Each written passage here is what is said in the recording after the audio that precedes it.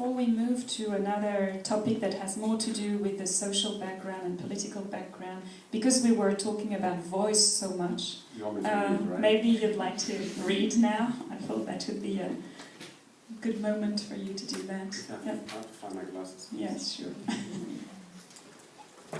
I'm going to read something from A Time for New Dreams, which I describe as a book of poetic essays.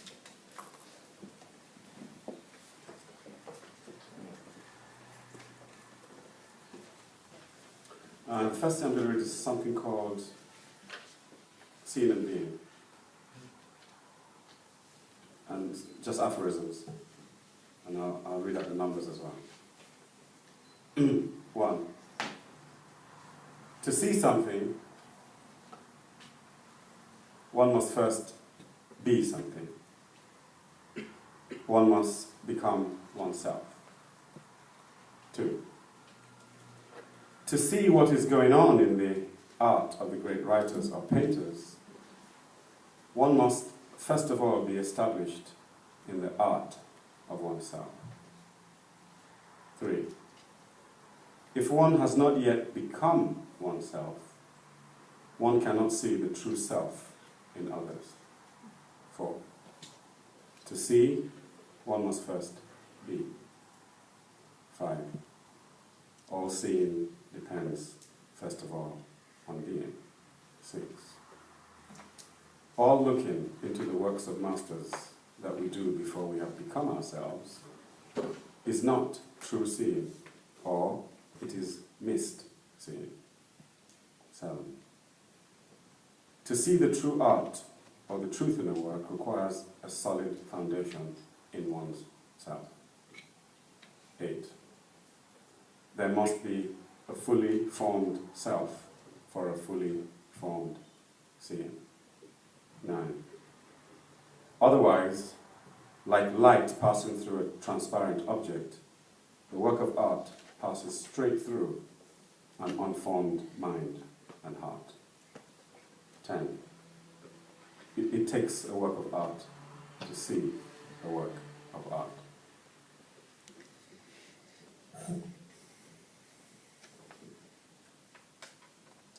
The other piece I'm going to read is a short section from an essay called Dramatic Moments in the Encounter Between Picasso and African Art. And it's an essay in Ricochet.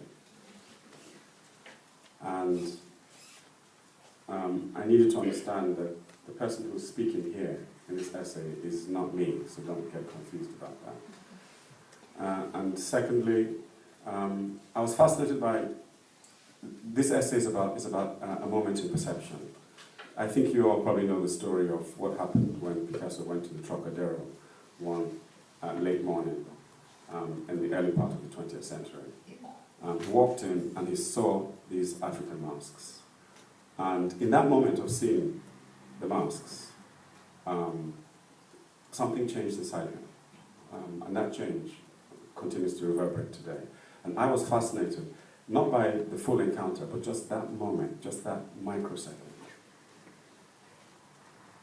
The piece is called Obsession. It's the second part of the essay.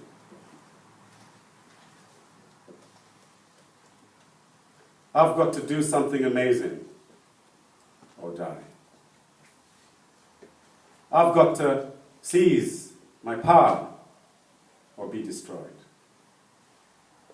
I've got to stage a coup against life, against the past, against beauty, against poverty, against love, against death, against failure, against the ancients, against the ancestors, against the future, or I'll perish. I've got to find a new power, I've got to find a new source, I've got to find, or I'll never live. I've got to find freedom, I've got to breathe a new air, I've got to find a new world, I've got to find a new consciousness, I've got to find a new continent, I've got to find new eyes, I've got to see with new eyes. I've got to find a new beauty, a new religion, a new dawn, a new faith, a new family, a new time, a new energy, a new life, a new body, a new sex, a new laughter, a new mystery. I've got to find a new creation. I've got to find a new beginning. I've got to find a new art. A new art without a past and without a future, an eternal present, always present. I've got to find a new fame. I've got to find what no one has found and what no one will find again. I've got to find the unfindable, or I'm finished, or I'm unbegun. I may as well die, but I can't die. I won't die. I'll wrestle with eternity if I must. I'll wrestle with the angels of light and darkness if I have to. I'll exchange my blood for a new blood made of the ink and oils of a new art. I'll do a deal with the Dark One himself, and I'll wriggle out of his claws if I have to. But I've got to find, for I feel death on my back, the death of all that's gone before that will not last the new harsh light that we have made to chase away the mysteries. I've got to do something to split time apart. I've got to do something to split life into its splinters of pure beauty, the beauty of a new source of energy for the mind's eternal delight. I've got to do something astonishing, for I am being destroyed by the ancient fathers. I'm being destroyed by 2,000 years of beauty and tradition and on freedom.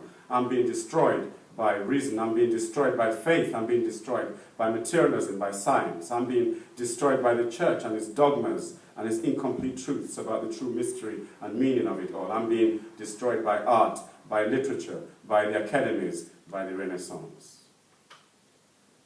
I'm being destroyed by too much thought, too many notions, too many oracles, too many dictates, too many laws, too many do's and don'ts. I'm being destroyed by too many empires and wars and tyrannies of the mind, too many idols.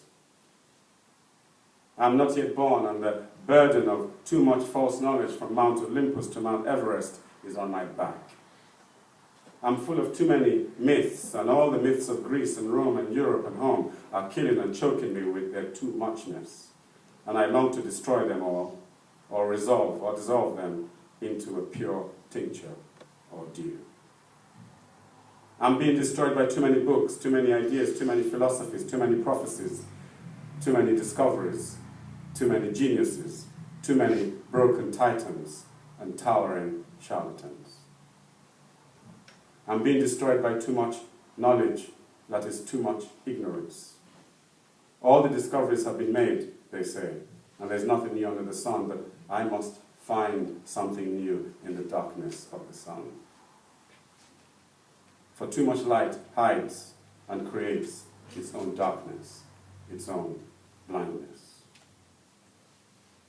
And there is much we are not seeing with our eyes wide open, because we're using our eyes and seeing not that which we see, but that which we have seen before. And so I have to destroy the old eyes. I have to destroy the old light that prevents us truly seeing. I have to invent or find a new darkness in which we can truly see.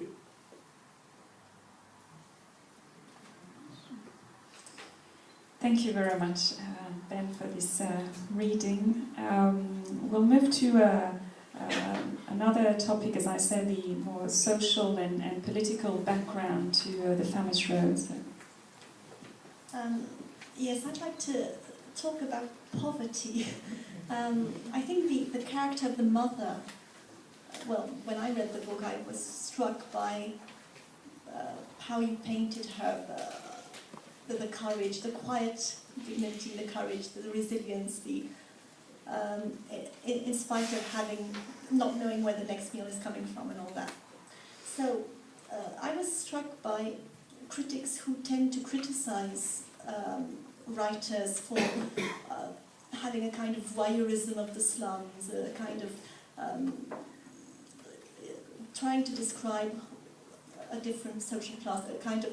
One of the speakers spoke the day of Bakhtin talking of the picaresque novel and saying that the only exoticism on the way is the slums, the dregs, the world of thieves and all that. So perhaps you could talk about, that depiction of dire poverty. Well, I didn't see it as dire poverty, because he doesn't. I mean, it really is important when you understand that everything comes out of the integrity of the worldview that is being expressed. And I'm going to go back, I'm going to keep going back to this, because till we get this straight, everything else, nothing else is going to really make sense or be properly clear. He is a person with an ambiguous consciousness.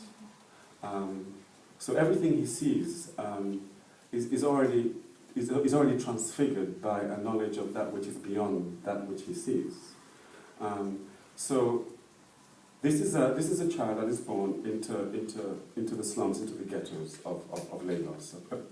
Incidentally, a place that I know very well. And I'm probably quite rare amongst African writers in that sense. That I was fortunate enough to have spent a substantial part of my life amongst the seriously poor. So I could write about it